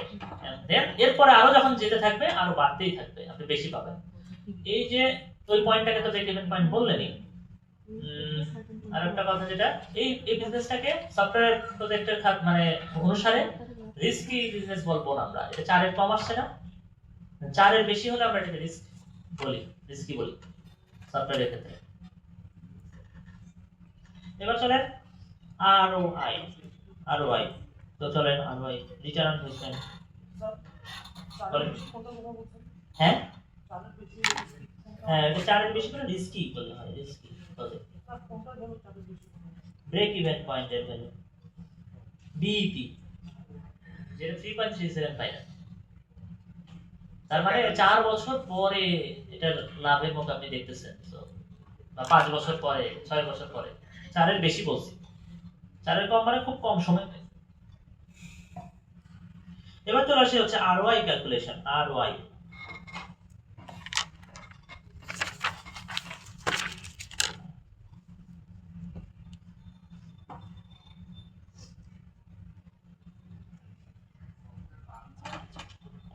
হ্যাঁ, দুইবার বললাম কিন্তু এটা কিন্তু একবার বলছি, এটা মাল্টিপল টাইমস হয়। আগেও করা যেতে পারে, ইয়ার পর পর, প্রত্যেকটা বছর পর পরও এই ক্যালকুলেশনটা করা যেতে পারে। আগে করলে এস্টিমেটেড এটার উপরে। আরওআই রিটার্ন অন ইনভেস্টমেন্ট, যত টাকা টোটাল দিবেন তার অনুসারে, তার সাপেক্ষে, তার রেশিওতে কত টাকা র‍্যাক পাইছেন, এটা হচ্ছে সেই সংখ্যা। কোনো ইয়ারের হিসাব না, টাকার হিসাব। এটা খুব সহজ। আপনি সব মিলে 4 বছর 2016-তে সব কিছু শেষ করার পর কত টাকা সব মানে ব্যাক পাইছেন? প্লাসে কত টাকা আছে এখন? 3,38,670। এই টাকাটা যে পাইছেন সব মিলে কত টাকা ইনভেস্ট করার ফলে সেটা বের করা হয়েছে। কিন্তু ইনভেস্ট করা মানে কি? কস্ট, টোটাল কস্ট বের করতে হবে। এই সব বছরের 1 2 3 5 বছরের টোটাল কস্ট বের করতে হবে। সেটা কই আছে? আছে এই যে টোটাল কস্ট, এই যে এই রোটা খেয়াল করলেই পাবেন। এই রোতে আছে একটা জায়গায় টোটাল কস্ট। কোথায় আছে? এই দেখেন 24 লক্ষ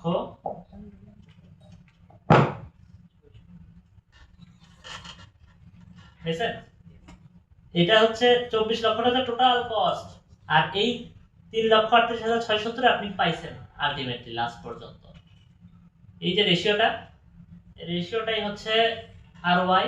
তবে এটাকে 100% এ গুণ করে নিতে হবে। যদি রেশিওটা রাখতেন তাহলে আসতো এরকম 0.141। এটাকে 100% 100 দিয়ে গুণ দিতে হবে। দ্যাট মিন্স এটা অ্যানসারটা হবে 14.1%। ক্লিয়ার? এটা রেশিও। এই তো উপরে একটা ছোট সংখ্যা, নিচে একটা বড় সংখ্যা। হ্যাঁ, এটা 2017-তে চেঞ্জ হয়ে যাবে, 18-তে চেঞ্জ হয়ে যাবে, চেঞ্জ হয়ে যাবে। স্যার হ্যাঁ, যদি এমন হতো যে ধরেন 2013 এ আমার ডেভেলপমেন্টও হচ্ছে এবং বেনিফিটও পাচ্ছি, তখন কি স্যার আমার টোটাল কস্ট কি চেঞ্জ থাকতো, মানে বাড়তো না? আমরা তো যে বাড়তো 2013-তে বললে না 12-তে? মানে 12 তে তো স্যার আমার ডেভেলপমেন্ট কস্ট নাই, হ্যাঁ ডেভেলপমেন্ট আছে শুধু, হ্যাঁ, বেনিফিট নেই। আমার যদি স্যার 13 এও যদি থাকতো তো ডেভেলপমেন্ট কস্ট মানে হইতেই পারে আমার একটা ওয়েবসাইট কিছু আপডেট করার জন্য কিছু আপডেট করার জন্য তো অপারেশন কস্ট হচ্ছে। অপারেশন কস্ট এটা ধরো, হ্যাঁ, আর ডেভেলপমেন্ট কস্ট তাহলে কি একবারই। একবারে হ্যাঁ, আপডেট করলাম বললাম না, অপারেশন কস্ট ওটা তো আছে, কিন্তু অপারেশন কস্ট কিন্তু আছে।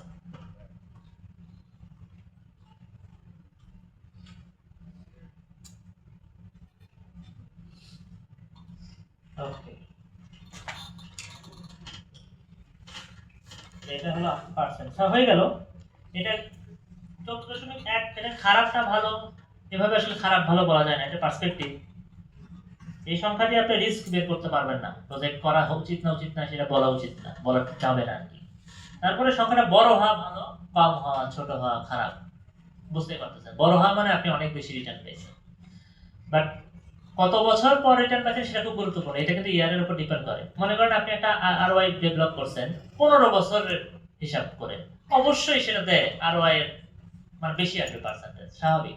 কিন্তু আরেকটা বিজনেস 3 বছর হয়েছে, সেটার আরওআই ছোট আসবে, তার জন্য ওই আরওআইটা অনেক বড় হতে পারে। তো আরওআইটা একটা কি মানে ফিক্সড কোনো সংখ্যার মতো না, এটা আপনি ডিরেক্টলি বলতে পারেন না যে বিজনেসটা ভালো না খারাপ। এটা এটা ইয়ার স্প্যানের উপর ডিপেন্ড করতেছে। এ পর্যন্ত আমরা বুঝতে পারছি, তাই না? তো আসেন এখন আমরা এখানে কি অ্যাড করব, শুধুমাত্র প্রেজেন্ট ভ্যালুর একটা হিসাব অ্যাড করতে পারি।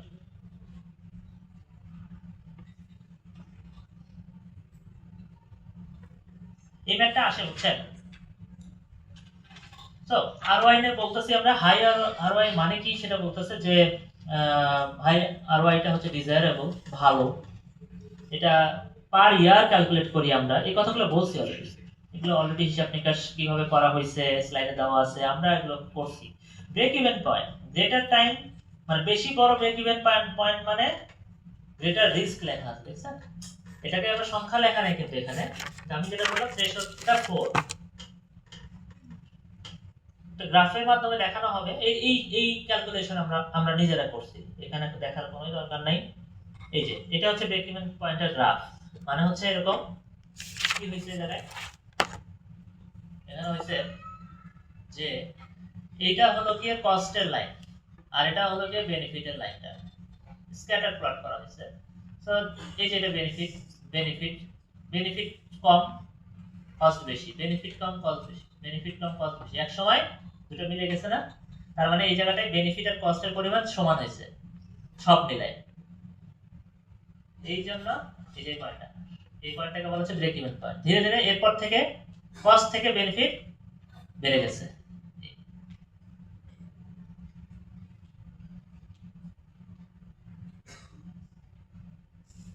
প্রেজেন্ট ভ্যালু কিভাবে ক্যালকুলেট করে?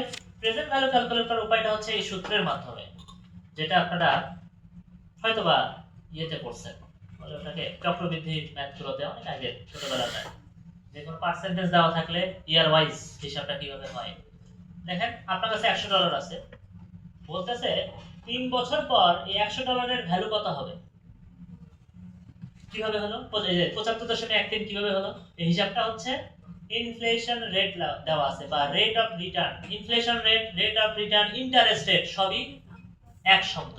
ইন্টারেস্ট রেট অফ রিটার্ন, তারপরে কি আরেকটা কি বললাম, ইন্টারেস্ট রেট, সবই একই কথা, একই টার্ম, 10%। মানে সূত্রটা কি, উপরে হচ্ছে $100 যে অ্যামাউন্টটা দেওয়া হয়েছে দিলাম, ডিভাইডেড বাই 1 প্লাস 10% মানে 0.1, ব্র্যাকেটের উপরে যে 3 মানে ইয়ার্স, নাম্বার অফ ইয়ার্স, 3টা হচ্ছে ইয়ার্স, এই যে লেখা আছে ক্যাশ ফ্লো অ্যামাউন্ট ভাগ 1 plus interest rate to the power n। চক্রবৃদ্ধির ম্যাথ করছেন তো, ছোটবেলার ম্যাথ, একই জিনিস। সো n হচ্ছে গিয়ে ইয়ার, 3 ইয়ার্স, এখানে পাওয়া যাবে হচ্ছে 75.13। এটা অলরেডি ছোটই আসবে, কেন ছোট আসবে? অলওয়েজ ছোটই আসবে, কারণ 100 কে আপনি নিচে একটা সংখ্যাতে ভাগ করতেছেন, ভাগ করলে তো সংখ্যা ছোটই হবে, বড় তো হবে না। ওই সংখ্যাটা অলওয়েজ, নিচের সংখ্যাটা অলওয়েজ ছোটই। ঠিক আছে না? ওকে, এখন স্যার বলেন। এটার ইনটিউশনটা কি, মানে এটা কি মিন করতেছে, সিগনিফিকেন্স? এটা interest rate, inflation rate. Sir এই যে আমরা লাস্ট ভ্যালুটা পাইলাম, ব্যাংকে যেটা হয়, ব্যাংকে ইন্টারেস্ট রেট দিতে হয় না এক্সট্রা। আপনি লোন নিলে কি হয়, বেশি টাকা আবার ব্যাক করা লাগে না। এটা কেন দেয়? কারণ যে পরিমাণ আপনি যে সময় 2022-এ যে লোনটা নিয়েছিলেন, 2025-এ এসে লোনের পরিমাণ ওইটা নাই, আর বর্তমান ভ্যালু সেটা বেশি হয়ে গেছে।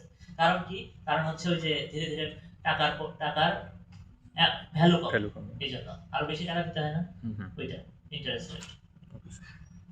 তাহলে আমাদের যে হিসাব নিকাশটা ছিল আগের ম্যাথের, সেটা কি একটু অন্যরকম হয়ে যাচ্ছে না?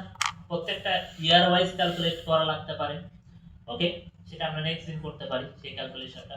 আপনারা এই পর্যন্ত আগে করে রাখেন, এটা স্লাইডটা দিয়ে দিব, দেন আমরা পরের হিসাবটা করতে পারবো এবং ফিজিবিলিটির বাকি পার্টটা করবো। ফিজিবিলিটি কয়টা পার্ট দেখলেন? 3টা পার্ট ছিল, তার মধ্যে একটা করছি কি টেকনিক্যাল, সেকেন্ডটা কি করলেন ইকোনমিক্যাল করতেছি আমরা, আর একটা আছে ছোট অর্গানাইজেশনাল।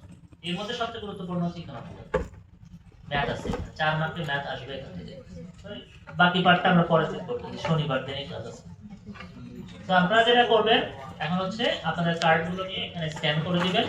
আর তবে একটু সময় নেবেন, একজন আমি একটু দেখবো, চেক করবো যে আপনারটা এন্ট্রি হচ্ছে কিনা, আমি একবার ক্রস চেক করবো। ঠিক আছে? ঠিক আছে। আর যদি না হয় এন্ট্রি বা আপনার নামটা না আসে, তাহলে আপনাকে একটু দাঁড়াতে বলবো, কিছুক্ষণ একটু সময় দিতে হবে। তো শুরু করে দিন।